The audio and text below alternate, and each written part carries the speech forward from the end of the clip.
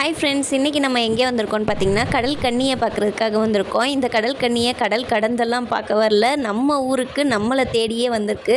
இந்த சம்மர் ஹாலிடேஸை ஃபேமிலியோடு என்ஜாய் பண்ணுறதுக்கு ஒரு சூப்பரான பிளேஸு. லொக்கேஷன் எங்கன்னா நம்ம விருதாச்சலம் டு பொன்னேரி 4 ரோடு கிட்ட தான் இந்த எக்ஸிபிஷன் நடக்குது. இந்த எக்ஸிபிஷனில் 3 வயசு குழந்தையிலேருந்து பெரியவங்க வர 80 ரூபா டிக்கெட் சார்ஜ் பண்ணுறாங்க ஒரு ஆளுக்கு.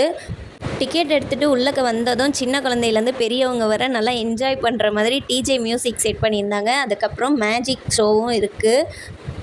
அதுக்கப்புறமா நம்ம ஏரியா நம்ம கடல் கன்னியை பார்க்க வந்துட்டோம். இது வந்துட்டு எப்படின்னா, நம்ம வீட்டில் ஃபைட்ரு ஃபிஷ் எல்லாம் வளர்த்துருப்போம். 2 ஃபிஷ்ஷை தனித்தனியாக போட்டு வளர்த்துருப்போம் இல்லையா, அதே மாதிரியே 2 கடல் கன்னி தனித்தனியாக இருந்துச்சு.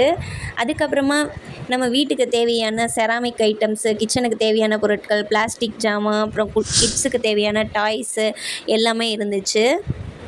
அதுவும் முக்கியமாக பெண்களுக்கு தேவையான நிறைய அக்சசரிஸ் எல்லாம் இருந்துச்சு. ரொம்ப அழகாக இருந்துச்சு. இந்த பொருட்கள்லாம் 20 ருப்பீஸ்லேருந்து ஸ்டார்ட் ஆகுது. ஒவ்வொன்றுக்கும் ஒவ்வொரு ப்ரைஸு.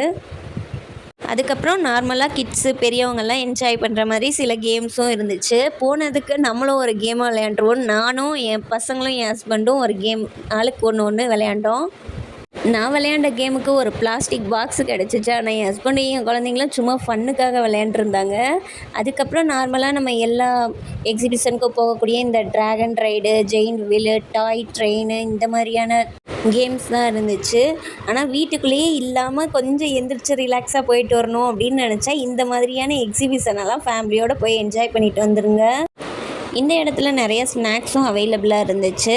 ஆனால் என் ஹஸ்பண்ட் கூட வந்தால் எந்த ஒரு பொருளும் பர்ச்சேஸ்லாம் பண்ணிக்க முடியாது. அதே மாதிரி ஸ்நாக்ஸும் வாங்கிலாம் சாப்பிட்டுக்க முடியாது. ஏன்னா அவருக்கு வெளியே சாப்பிட்றது பிடிக்காது அப்படின்றதுக்காக.